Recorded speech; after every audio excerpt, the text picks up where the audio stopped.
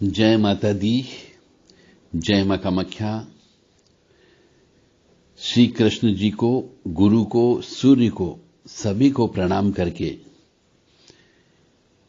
ब्रह्मा, विष्णु, महेश, गणेश, सूर्य आदि सभी नवग्रहों को नमस्कार करके आपको मैं आज मनुष्य के द्वारा पिछले जन्म के कर्म के अनुसार पैदा हुए मनुष्यों के योग के बारे में आज मैं आपको बताऊंगा। क्योंकि हमें जो भी कुछ मिलता है इस जन्म में पिछले जन्म के कर्म के अनुसार ही मिलता है। तो भृगु ऋषि जी ने जो भविष्य लिखा था उसके बारे में हम आपको बताएंगे। तो निसंतान आदि बुरे योग, ये सबसे बुरे योग माने गए हैं। मतलब जिनके यहां बच्चे पैदा नहीं होना भयंकर पापी है, पति भी और पत्नी भी। जिसके यहां पे बच्चे पैदा नहीं हो वो भयंकर पापी होता है, और जिसके यहां लड़के पैदा न हो वो भी पापी तो है परंतु कम पापी है, ऐसा शास्त्र कहता है। जय माता दी। दुर्गति नाशिनी दुर्गा जय जय, काल विनाशिनी काली जय जय, उमा रमा ब्रह्मानी जय जय, सीता राधा रुक्मणी जय जय। तो ये जो बुरे योग आ जाते हैं जिसके वजह से संतान उत्पन्न नहीं होती, उनका हल भी दिया गया है। उन सबका हल भी बताया गया है। क्योंकि यहां पे समय का में हल नहीं बताएंगे हम आपको, परंतु ये जरूर बताएंगे कि आपने ऐसा कौन सा कर्म किया, मतलब कौन सा कर्म इस जन्म में मनुष्य को नहीं करना चाहिए ताकि आपको सुख मिल सके। पिछले जन्म का पापों का प्रायश्चित करने के लिए मनुष्य को, जो पापों का प्रायश्चित करता है, स्त्री हो या पुरुष हो, ये सब सुन लीजिए अच्छे से, कि जप कराने वाला मनुष्य भोजन नमक के बिना करे। पहला नियम होता है प्रायश्चित कर्म। कोई भी आपने पिछले जन्म में पाप कर्म किया हो उसके कष्टों के निवारणार्थ यदि आप कोई पूजा पाठ कराते हैं तो ये आपको गांठ बांध लो, चाहे पंडित बोले या न बोले, कि जप कराने वाला भोजन बिना नमक का करे। दूसरा है उसको धरती पर सोना चाहिए, और तीसरा उसे ब्रह्मचर्य का पालन करना चाहिए, स्त्री संग संसर्ग नहीं करना चाहिए। ये तीन चीजें बहुत इंपॉर्टेंट है। यदि आप अपने पापों का प्रायश्चित कर रहे हो तो जिस दिन पूजा करा रहे हो उसके एक दिन पहले, और जिस दिन पूजा हो रही हो उस दिन, और उसके एक दिन बाद भी इन तीनों चीजों का पालन आपको करना पड़ेगा, अन्यथा आपकी पूजा बेकार हो जाएगी। मानो या न मानो, यह ग्रंथ में लिखा हुआ है। भृगु ऋषि ने जब गणेश जी को लिखवाया था उस समय की बात मैं कर रहा हूं। तो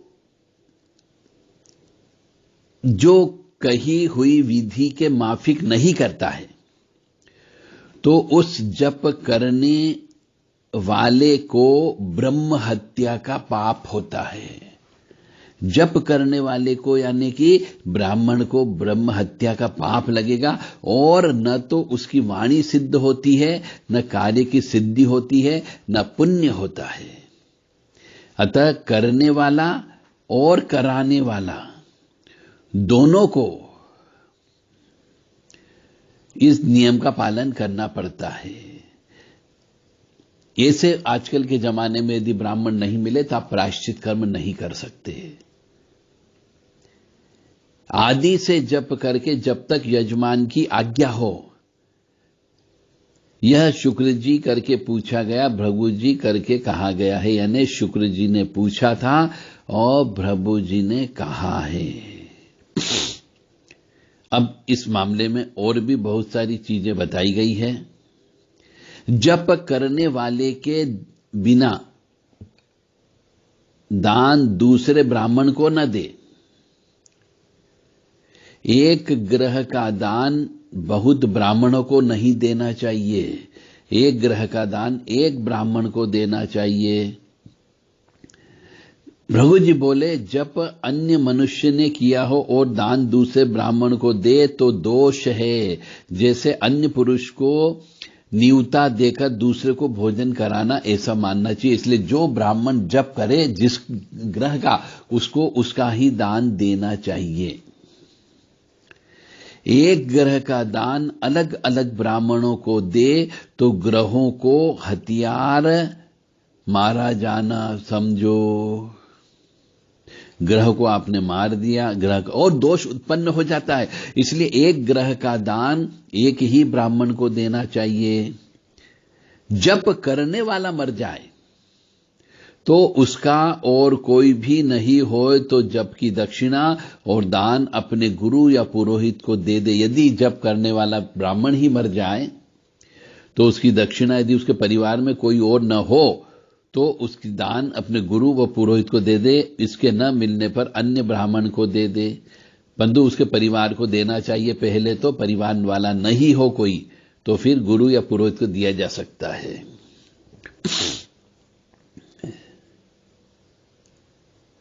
ग्रहों के अर्थ करा जो दान है सो ज्योतिषी के बिना और किसी को दे तो वह क्रोध करके बड़ा दुख करते हैं।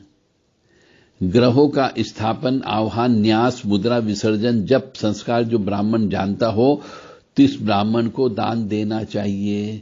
मतलब आपको ऐसे ब्राह्मण को ढूंढना है जो ग्रहों का स्थापन करना जानता हो, उनका आह्वान करना जानता हो, उनका न्यास करना जानता हो, उनकी मुद्रा बनाना जानता हो, विसर्जन करना जानता हो, जप करना जानता हो और संस्कारों को जानता हो। ऐसे ब्राह्मण को ही बुला करके जप कराना चाहिए।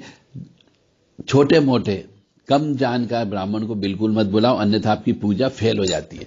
फिर आप कहते हो साहब कि हमने पूजा करा ली, हमने जप तप करा लिया, हमने दान धर्म कर लिया, पर हमारा काम नहीं बना। तो काम इसलिए नहीं बनता है क्योंकि आपको ज्ञान नहीं है कि ब्राह्मण के क्या नियम धर्म होते हैं और जो जप करने वाला और कराने वाले के क्या नियम होते हैं।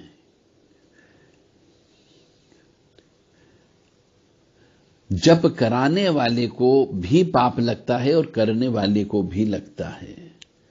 तो इस बात का अवश्य ध्यान करें कि जब भी पूजा पाठ कराएं तो इन नियमों का पालन करने वाले ब्राह्मण को ढूंढें तो ही आप पूजा पाठ कराएं, अन्यथा न कराएं।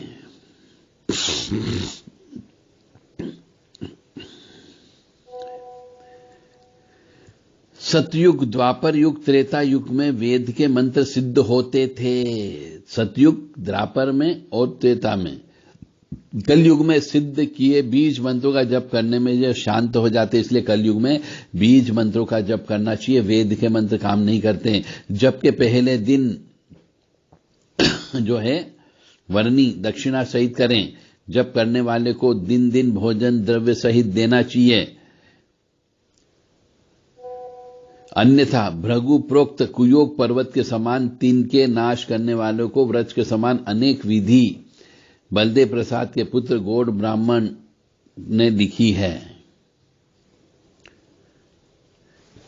इसलिए जब भी आप पूजन पाठ हवन कराएं तो जो नियम बताए हैं इन नियमों का पालन अवश्य करें, तो आपका जो है फल मिलेगा, अन्यथा फल नहीं मिल सकता।